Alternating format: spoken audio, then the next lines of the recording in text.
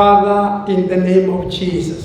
Baba, katika jina la Yesu. There is no any other blood or fountain we know but the blood of Jesus. Hakuna damu nyingine yoyote kama kisima ile damu ya Yesu. We are asking, oh Lord, to come and wash away all our stains, oh Lord. Tunamkuuliza Bwana uje na uoshe madoa yote Bwana. Possibly we came the year 2020 with some stains in our soul. Labda tukuja mwaka 2020 na madoa katika mioyo yetu. But we ask you, Father, as we begin this year, the first week of the year, Tunakuuliza Baba, tunapoanza juma hili, juma la kwanza la mwaka, come and wash away all our stains, O Lord. njoo na uoshe madoa yote ewe Bwana. We pray for the blood of Jesus to come and cleanse us and makes us white as a snow again. Tunaomba damu ya Yesu ije tuoshe, tutakase, tufanye kama theluji tena. It is your promises and you never break your promise, God. Ni ahadi zako na wewe hauvunji ahadi Bwana. That even though our stains or our sins are red, my Father, scarlet, you will make them white as a snow, O Lord. Yakobo, ijapokuwa dhambi zetu nyekundu kama bendera, utazifanya nyeupe kama theluji Bwana. We therefore surrender to your able hands, O God. Kwa hivyo tunajishika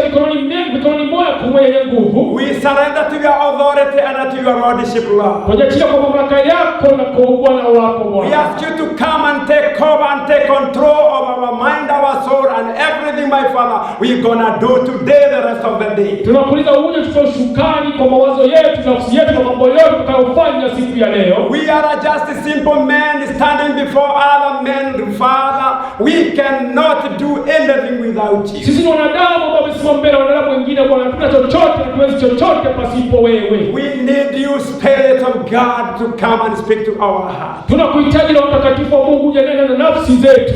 As we come to the beginning of the year, Father. Tunapoingia katika mwanzo wa mwaka Baba. This is the first week of the year, January 5th. Hili ni juma la kwanza la mwaka, Januari 5. We invite you to be with us, Lord. Tunakukaribisha uwe nasi Bwana. Come and be with your people today. Njoo uwe na watu wako siku ya leo. Come and speak one rhema word today. Njoo wapatie neno siku ya leo. We believe and trust in your holy name, Father. Tunaamini na kutumainia jina lako takatifu Bwana. That you have a word for the church today. Yakobo, una neno la kanisa siku ya leo. You have something for us, those who are hearing from this pulpit, Father. Una jambo kwa kila mmoja anayetusikia kutoka kwa madhabahu haya Bwana. Those who are far away and those who are here in this church today. Wale walio mbali na walio kanisani siku ya leo. I believe, God, you have a word for the church today. Naamini ya kwamba Mungu na neno la kanisa leo. We ask you to come and speak to our soul. Tunakuomba uje unene na nafsi zetu. Come and speak to our mind. Njoo unene na mawazo yetu. When you come, we will change our attitude. Ukija utabadili nia zetu. We shall love you more than before. Tutakupenda zaidi kuliko hapo awali. Hunger and thirst for your word. Tuna njaa na kiu ya neno lako. Come, Jesus, we pray in the name of Jesus. Njoo Yesu, tunakusihi kwa jina la Yesu. We surrender, Jehovah God. Tunajiachilia kwako Yehova Mungu. Come and take over now. Njoo uchukue shukrani sasa. In Jesus' mighty name. Katika jina kuu la Yesu. Let's welcome God in our meeting. Karibisha Mungu miongoni mwetu. Because it is the first week of the year. Sababu ni juma la kwanza la mwaka. Welcome each and every one of you. Tunakaribisha kila mmoja wenu. Those who hear our messages through YouTube. Na wale wanasikia ujumbe zetu kupitia mtandao wa YouTube. As you have heard, I'm Reverend Charles Keko Chege. Kama mmesikia jina langu Kasisi Robert Chege. I am the founder of this ministry 10 years ago. Mimi ndio mwanzilishi wa huduma hii miaka 10 iliyopita. This church opened the door 19th of April 2009. Kanisa ilifungua malango tarehe 19 mwezi April mwaka 2009. And we have seen God in our midst. Na tumeona Mungu katikati yetu. Not because we are so good or better than others. Si kwa sababu sisi wazuri ama wema kuliko wengine. But because of the grace of God we are still standing. Lakini kwa sababu ya neema ya Mungu tungali tunasimama. We are still moving ahead. Tunaendelea mbele. We still see the presence of God. tunazidi kuona uwepo wa Bwana, We still see God helping us tunaona Mungu akitusaidia and growing spiritually, na tukikua kiroho, and our faith has grown, na imani yetu imekuwa, and we have continued to have trust and faith in God. na tumeendelea kumwamini na kumtumainia Mungu, And for sure God has done great and marvelous things in our life. na kwa hakika Mungu amefanya mambo makuu na ajabu maishani mwetu. Therefore, those who are very new to us today, Kwa hivyo walio wageni kwetu siku ya leo, feel that you are welcome. jihisi mkiwa umekaribishwa. Amen. Amina. In Jesus' name. Katika jina la Yesu. This is where you belong. Wewe ni wa hapa. That is why God brought you. Hii ndio sababu Mungu alikuleta. You are not here by accident. Hauko hapa kwa ajali tu. You came here God knowing Ulikuja hapa Mungu akijua, and God understanding what you need. na Mungu akifahamu kile unachohitaji. And I tell you today, and I assure you today, Nawaambieni leo na kuahidi leo, this same God who had been helping us Mungu huyu amekuwa kusaidia, will help you as well. atakusaidia pia, Because He is a mighty God, a powerful God. kwa sababu ni Mungu mkuu na Mungu mwenye nguvu. He has all the gifts we need. Ana vipawa zote tunavyohitaji. Whatever the world need, our Father has. Chochote ulimwengu unahitaji, baba yetu anacho. There is nobody in the world that has every solution. Hakuna yeyote kwa duniani ambaye ana majibu, But our Lord in heaven, who is with us today, lakini Bwana yetu mbinguni aliye nasi siku ya leo has a solution and an answer of each and every one question today. ana majibu na njia za kila swali tulizapo siku ya leo. Whatever you need as an individual, Chochote unachohitaji kama mtu binafsi, whatever we need as a church, chochote unahitaji kama kanisa, whatever we need as a nation, chochote unachohitaji kama taifa, God has everything. Mungu ana mambo yote. We just need to trust in Him. Inakubidi tu kumwaminia yeye. Amen. Amina. I want to welcome you to this service again. Tunakukaribisha kwa ibada hii ya leo tena. As we have heard and we know, Kama tumesikia tunajua, today is the first week of the month and the first week of the year. leo ni juma la kwanza la mwezi na la mwaka. And as I was meditating, what are we going to speak about today? Nilipokuwa nikitafakari tazungumza nini siku ya leo, I came across one individual, nikapitia jamaa moja, and this man's name was Jacob before he became Israel. na huyo mtu ni Yakobo kabla hajakuwa Israeli. And we are going to hear from Genesis 32. Tasikia kitabu cha Mwanzo 32, Genesis 32, Mwanzo 32, and we can start from verse number 22. tutaanza mstari wa 22. Genesis chapter 32, beginning 22. The Bible says, Mwanzo 32:22 binasema hivi: and he rose that night, and he took his 2 wives, his 2 female servants, and his 11 sons, and he crossed over the ford of Jabbok. Usiku huo Yakobo akaamka, akawachukua wake zake wawili, wajakazi wake wawili na watoto wake 11, akapita kivuko cha Yaboki. He took them, sent them over to Brook, and he sent over what he had. Baada ya kuwavusha ng'ambo ya kijito wale waliokuwa nao na mali yake yote, then Jacob was left alone, and a man wrestled with him until the breaking of day. Yakobo alibaki peke yake.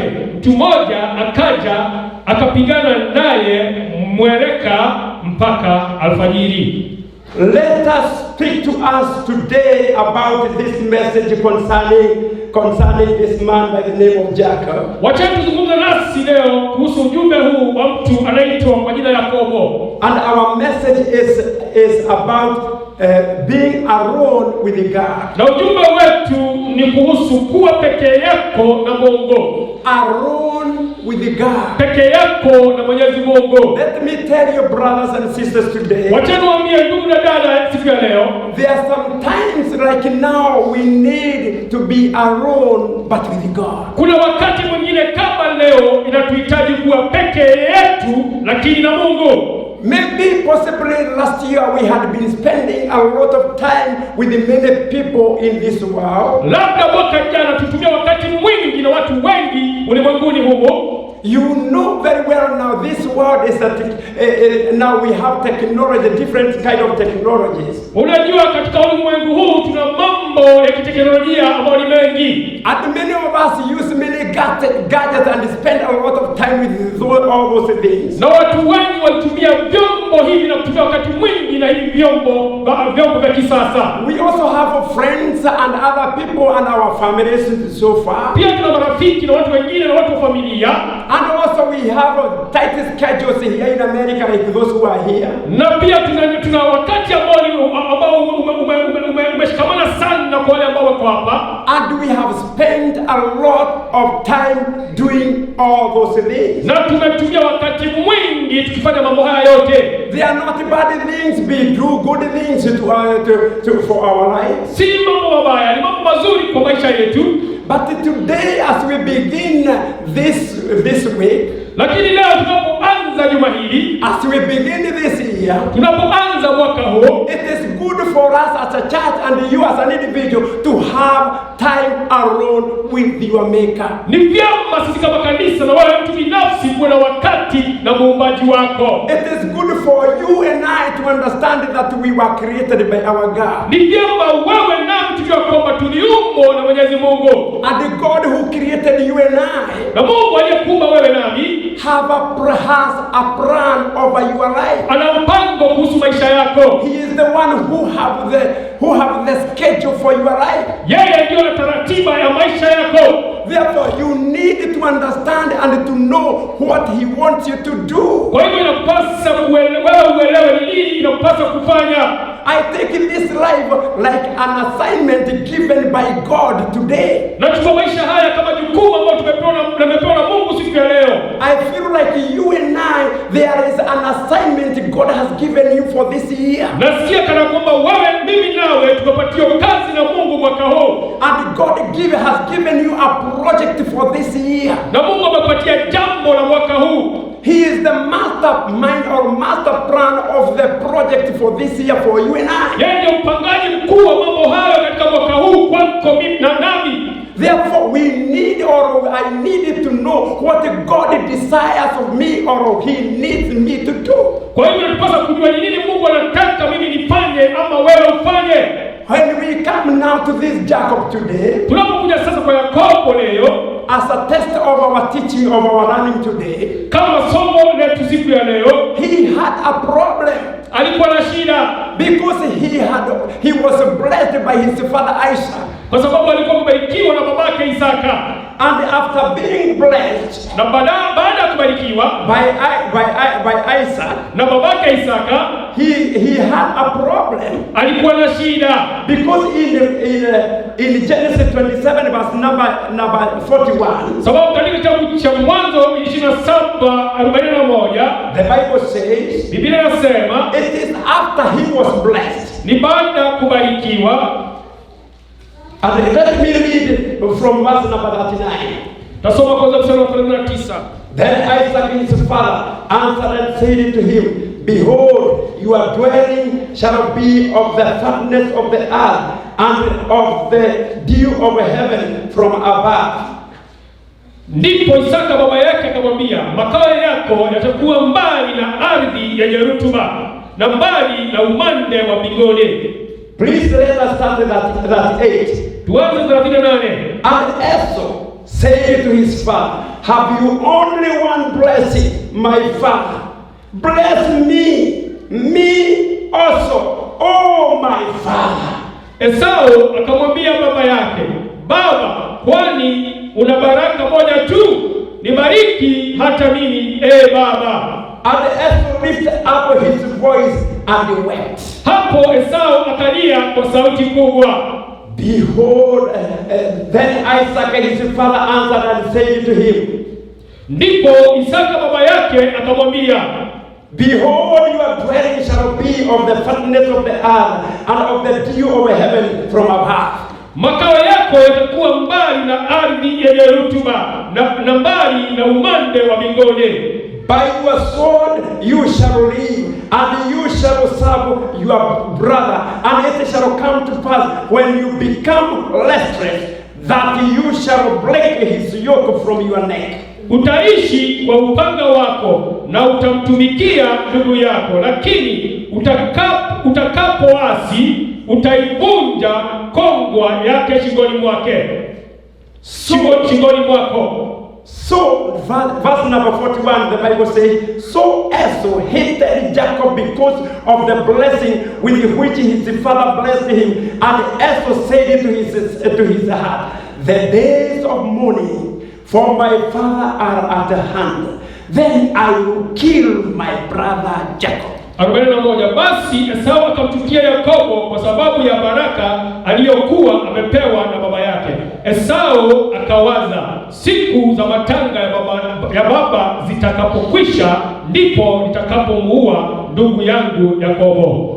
Therefore, this time round, kwa hivyo kwa wakati huu, it is a time when Jacob was given an assignment by his father. Ni wakati Yakobo alikuwa amepatiwa kazi na babake. Because he himself is the one who will carry on the blessings of Abraham. Kwa sababu ni yeye atakayebeba baraka za babake Abrahamu. Therefore, Isaac had to let him know that he should not get the wife of Canaanites. Kwa hivyo lazima Isaka akamwambia chukue mke kutoka kwa Wakanaani.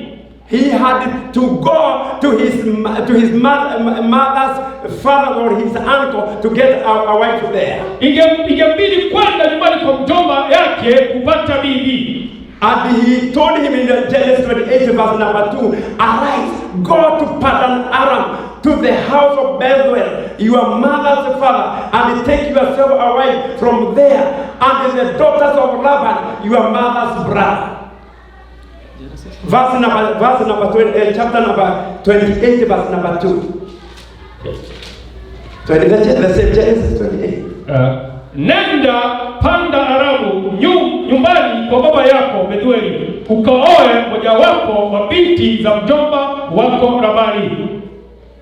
Amen. Amina. This is an assignment. Hii kazi ni jukumu or the project given to Jacob by his father. Ama kazi ambayo mpatiwa Yakobo na babake. And you have heard that already his brother Esau is intending to kill Jacob. Na umesikia tayari nduguye Esau anapanga kumuua Yakobo. Amen. Amina. When there is a plan ahead, when God plans something for you, kukiwa mpango mbele yako ambao Mungu ameupanga kwa ajili yako, the devil also plans. Shetani anapanga pia.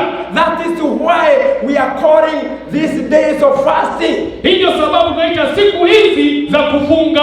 As we begin the year, we need to have time alone with our God. Tunapoanza mwaka inatupasa kuwa na wakati pekee na Mungu. Because when we have a good time with our God, He will strengthen us. He will give us a revelation. He will equip us in the way we are going in this journey. Tukiwa wakati mwafaka na Mungu, atatutia nguvu, atatuimarisha, atatuongoza kwa mambo tunayokusudia kufanya. Therefore, we need to understand each one of us has an assignment, and that assignment is not from any other father, but the Father in heaven. Inatupasa kuelewa kila mmoja wetu ana jukumu, na si kwa baba mwingine yule, ila Baba wa mbinguni.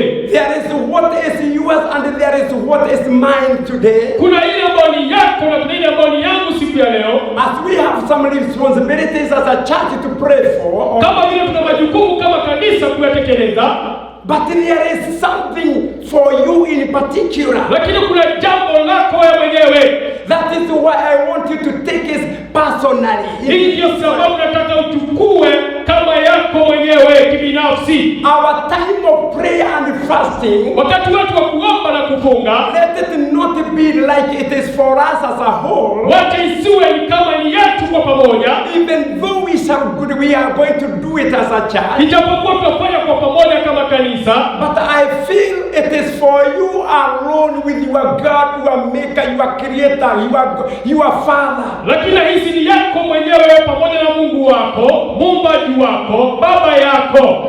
The more you have time with him, vile utakuwa na wakati mwingi naye, the more you will be able to counterattack whatever the devil is planning against your life. Hivyo ndivyo utaweza kushambulia mambo ambayo shetani anapanga maishani mwako. The devil plans many things. Shetani anapanga mambo mengi concerning our life, kuhusu maisha yetu, about our families, kuhusu jamii zetu, about your personal walk with God, kuhusu kutembea kwako na Mungu. There are so many who came to this America today. Kuna wengi waliokuja hapa Marekani leo with very good testimony, burning testimonies. Watu na shuhuda ambazo zinachoma sana. But today they are down. Lakini leo wako chini. They are so much cool. They are so much down. Wako chini sana, wako chini sana. Wako baridi. That what they were are not the same today. So kwa vile walivyokuwa sivyo walivyo leo. I feel it is the time of a church to wake up, to arise.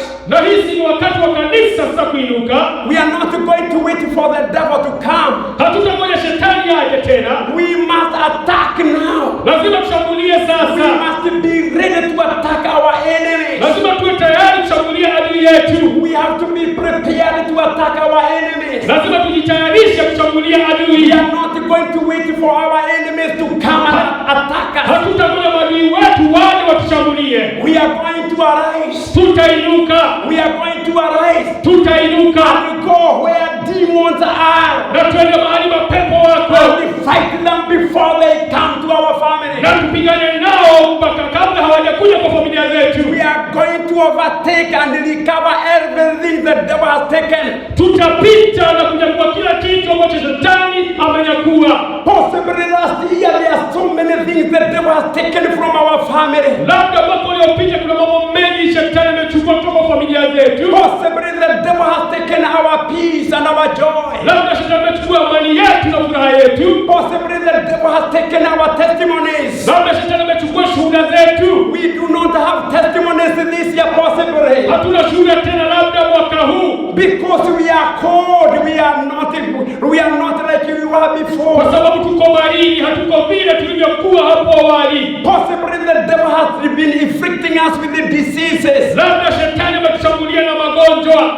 Possibly the devil has taken our wealth. Labda shetani amenyakua hata utajiri wetu. Possibly you are working and possibly you are not working today. Labda ulikuwa na kazi lakini leo huna kazi. I have come with the good news. Nimekuja na habari njema. We are not going to sit down and relax. Hatutaketi chini na kutulia. And assume that everything is okay.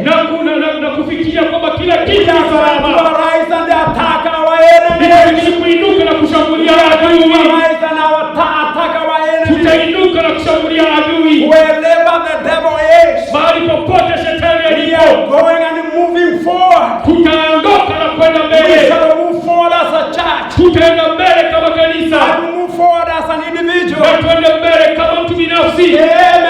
Amina. I'm not going to allow the devil continue. Hatutakubali shetani tena kuendelea. Playing games with my family. Kucheza michezo na familia yangu. Games with my spirituality. Kucheza na maisha yangu ya kiroho. I must attack now. Lazima nishambulie sasa. I had been seated so long. Nimekaa chini kitako kwa muda mrefu. But this is the time now I'm going to arise. Lakini huu wakati sasa nitainuka. As we have heard about Esau. Kama vile tumesikia kuhusu Esau. Possibly there are so many Esau's in the spirit of Esau around here. Labda kuna wengi walio na roho ya Esau mahali hapa. They are saying you are not going to make it this year. Wako hapo wakisema hautafanikiwa mwaka huu. Those spirits are waiting for a chance to attack you. Mapepo haya yanatafuta nafasi ya kushambulia. We are not going to wait for that moment. Hatutangoja wakati huo ufike. That's why we said we are going to arise. Ndipo tumesema tutainuka. We are going to start next week. Tutaanza juma lijalo. We are going to start this week. Tutaanza juma hili. We are going to start this month. Tutaanza mwezi huu. We shall move forward. Lazima tusonge mbele. As a church, as an individual. Kama kanisa ama mtu binafsi. And make sure this year 2020. Na tufanye hivyo mwaka huu 2020. It is the year of our victory. Ni mwaka wa ushindi wetu. It is the year of our victory. Ni mwaka wa ushindi wetu. When you lead us, you continue to read, unapoishi na kuendelea kuishi, we hear that when he was alone with God, tunasikia alipokuwa peke yake na Mungu, the Bible says Biblia inasema that he wrestled with a man. Akapigana mieleka na mtu. He wrestled with a man. Akapigana mieleka na mtu. And after wrestling with this man, na baada ya kupigana mieleka na huyo mtu, at the daybreak, wakati wa alfajiri, he asked for a blessing. Akaomba baraka. But he was asking his name. Akaulizwa jina lake. And the Bible says, na Biblia inasema that his name is Jacob. Jina lake ni Yakobo. And verse number 28, the Bible says, na jina lake Biblia inasema, your name shall no longer be called Jacob, jina lako halitaitwa Yakobo tena, but Israel. Lakini Israeli. For you have struggled with God and with men, kwa sababu umeng'ang'ana na Mungu na wanadamu, and prevailed, na ukashinda. This is a man like you. Huyu ni mwanadamu kama wewe. He is an individual like him. Ni mtu binafsi kama mimi na wewe. He was able, according to the Bible, alikuwa na uwezo kulingana na Biblia, to prevail men and God, kuweza kushinda wanadamu na Mungu. Finally, because he was alone with this God, na mwisho kwa sababu alikuwa peke yake na Mungu wake, to understand his weaknesses, aliyefahamu uhaba wake, God knew the weaknesses of Jacob is this name. Mungu alijua uhaba wa Yakobo katika jina lake, and because his weaknesses is based on his name, na kwa sababu uhaba wake ulikuwa umeitanisha na jina lake, nobody can change him but God himself. Hakuna angeweza kumbadilisha ila Mungu mwenyewe. And that is why God told him, na hiyo sababu Mungu alimwambia, you are not going to be called Jacob anymore. Hautaitwa tena Yakobo. You are going to be called Israel. Utaitwa Israeli. That you are a victor, you are not a victim anymore. Wewe ni mshindi, wewe sio kushindwa tena. When you are just Jacob, wewe ukiwa tu Yakobo, you are a victim of Esau. Wewe utashindwa na Esau. You are fearing Esau, your brother. Unamhofia Esau ndugu yako. But I am giving you a new name. Lakini upatie jina mpya. That you will be called Israel. Ambao utaitwa Israeli. You are a victor, you are not a victim anymore. Wewe ni mshindi, sio kushindwa tena. Before he wrestled with this man, kabla hajapiga mieleka na huyo mtu, he was fearing his brother. Alikuwa akimhofia ndugu yake. The Bible says, Biblia inasema, he has given 3 groups of his animals. Alikuwa amepatiana vikundi vitatu wanyama wake. To be given to Esau. Wapatiwe Esau. And before he appeared, he come before Esau, his brother. Kabla hajatokea mbele za ndugu yake Esau. And they were told this way. Na wakaambiwa hivi, when you meet my brother Esau, mkikutana ndugu yangu Esau, tell him this is your present from your servant. Mwambie hizi ni zawadi zako toka kwa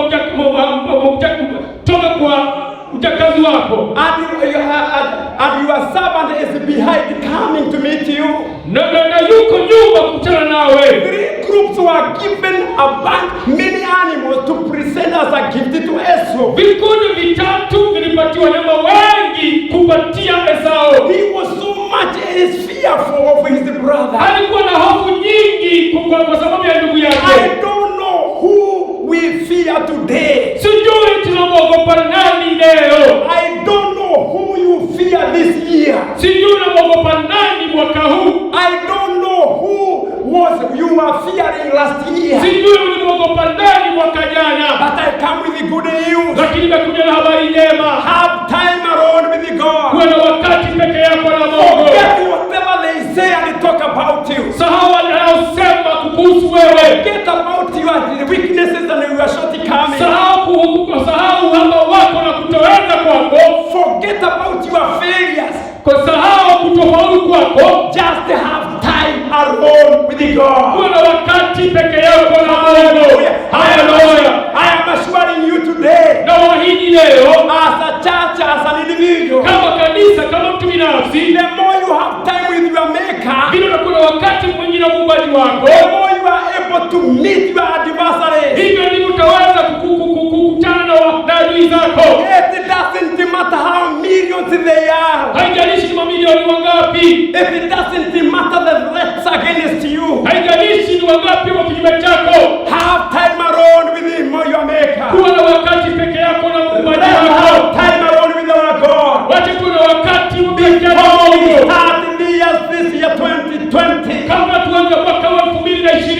It is my prayer this afternoon Ndiyo milango amehulia leo. that this message will sink into our soul today. Ya kwamba ujumbe huu utazama ndani ya nafsi Let yako this leo. message sink in your soul. Wacha ujumbe huu uzame ndani ya nafsi yako. And without us telling you, Na pasipo sisi kuambieni, volunteer yourself and arise. jitolee mwenyewe na uinuke. Just arise. Inuka tu.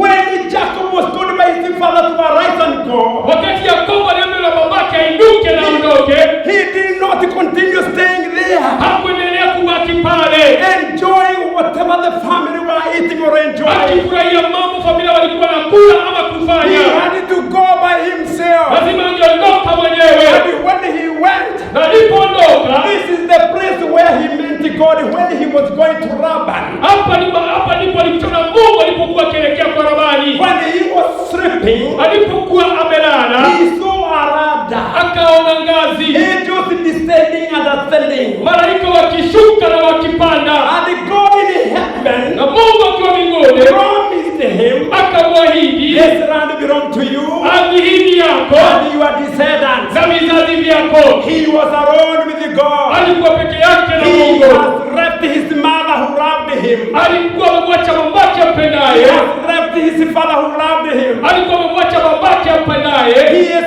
running away from Esau, Anakimbia ndugu yake Esau who was about to kill him. ambaye alikuwa tayari kumuua. He is going now to save his life. Anakimbia kuokoa maisha yake. But with that fearful situation, Lakini katika hali hii ya hofu, he found God when he was by himself. akapatana na Mungu alipokuwa peke yake. And that is the time God promised him. Na huyo wakati Mungu alimwahidi, This land belongs to you ardhi hii ni yako and your descendants. na vizazi vyako. I will go with you. Nitatembea nawe Wherever you go, mahali I utakapoenda, will be with you. nitakuwa I nawe, will never leave you. sitakuacha Neither will I forsake you. na sitakuachilia. Hallelujah. Hallelujah. When we are fearful, Wakati kuna and uoga running away from our demons and our adversaries, na tukiwakimbia watesi wetu na mapepo, when we just have time with God, tukiwa na wakati tu na Mungu alone with our God, peke yetu na Mungu our wetu, God intervenes Mungu wetu anaingilia kati in our fearful situation. katika hali zetu za hofu. I don't know what you are fearing, Sijui unaogopa nini, but Jesus is our maker. lakini Yesu Muumbaji wetu, Jesus who called us,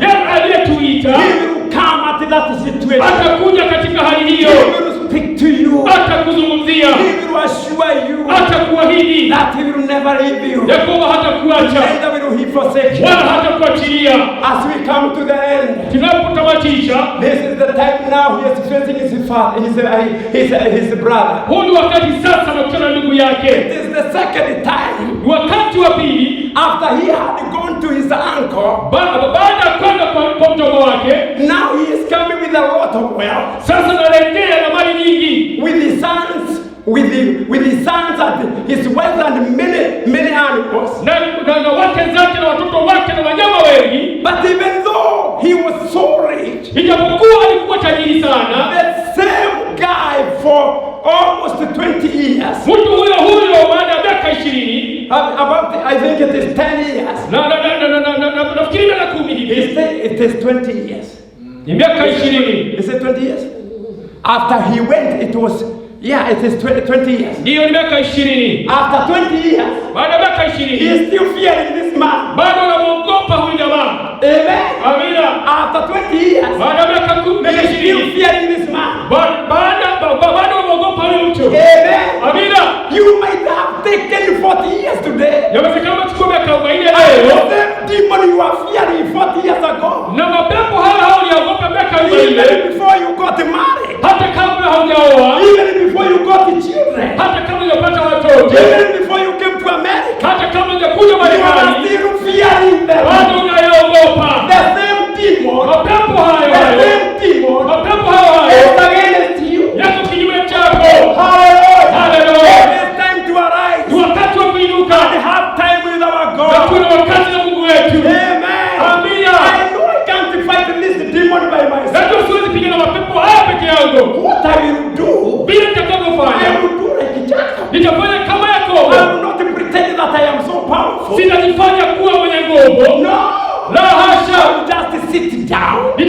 nikiri and then ask God, na nimuuliza Mungu, what am I gonna do nitafanya nini with these demons which have been attacking me na mapepo haya ambayo yamekuwa yakinishambulia day and night? usiku na mchana, Day and night. usiku na mchana. God will come and help you. Mungu atakuja na kukusaidia. God will come and help you. Mungu atakuja na kukusaidia. God will come and change the situation. Mungu atakuja badili hali. God will change your life. Mungu atabadilisha maisha yako. Amen. Amina. You had been a victim for many years. Umekuwa wa kushindwa kwa miaka mingi. But when Jesus comes to your life, Wakati Yesu anapokuja maisha you will yako, be a victor, no longer a victim. utakuwa mshindi wala si wa kushindwa. For the Bible says, Maana Biblia inasema, for the Bible says, maana Biblia inasema, who can be against us? ni nani atakayekuwa kinyume chetu? If God is for us, Kama Mungu yuko upande who wetu, can be against ni you? nani atakuwa kinyume If chako? God is on your side, Ikiwa Mungu yuko upande who wako, can be on your who can be against ni you? nani atakuwa kinyume chako? I want to finish by saying, Takumaliza hii nikisema we hivi, are all going to arise tutaenda kuinuka sisi wote and fight all our adversaries. na tupigane na maadui wetu We are wote. going to fight our enemies. Tutapigana na maadui zetu wote. We as a church, you as an individual, Sisi kama kanisa, wewe kama mtu binafsi, you have to arise lazima uinuke and tell the devil, na umwambie shetani, this 2020, mwaka huu 2020 you had been attacking me for many years. umeshambulia kwa miaka But mingi, 2020 is my year. lakini mwaka 2020 mwaka wangu Parasikaraba. ni wewe. It is my year. Ni mwaka wangu, It is my year. ni mwaka wangu. I'm going to win all the battles this year. Nitashinda vita vyote mwaka huu. I had been down for many years. Nimekuwa chini miaka mingi, Now I'm going to arise. sasa nitainuka. I'm going to stand with my own feet. Nitasimama kwa miguu I'm yangu. going to attack you, devil. Nitakushambulia I shetani. will not fear you anymore. Sitakuogopa For tena. the Bible says, Biblia inasema I can do all things naweza fanya mambo yote through Christ who strengthens me. kupitia Kristo anipaye Therefore, nguvu. devil, know today, Kwa hivyo shetani, jua I leo am attacking you by the name of Jesus. nitakushambulia kwa jina la Yesu. That Jesus, I have spent time with him. Wacha nitangula wakati na Yesu. Oh, hallelujah. Haleluya. And we all arise. Tuinuke wote I tafadhali. want us all to go before God. Nataka wote twende mbele za Mungu. I don't know what you are fearing. Sijui unahofia nini. I don't know what had been attacking you. Sijui ni nini imekuwa I kushambulia. don't know what had been following your family. Sijui nini imekuwa kifuatilia familia I yako. don't know, you know. Sijui, lakini But now we wanajua. are before our God. Lakini sasa tuko mbele za Mungu I wetu. want to pray for you. Nataka kukuombea As wewe. you pray for yourself. Unapojiombea mwenyewe God may empower you. na Mungu akuwezeshe This time of 21st days of prayers and fasting. katika msimu huu wa siku 21 za kufunga na kuomba, So that each one of us ili kila mmoja wetu we have time alone with God. tuwe na wakati peke yetu na Mungu. In the name of Jesus. Katika jina la Yesu, Let's put our hands up before God. tuinue mikono yetu mbele za Let Mungu. us surrender to God. Tuyatie mbele za Mungu. Wewe ni baba yetu, wewe ni rafiki na karibu.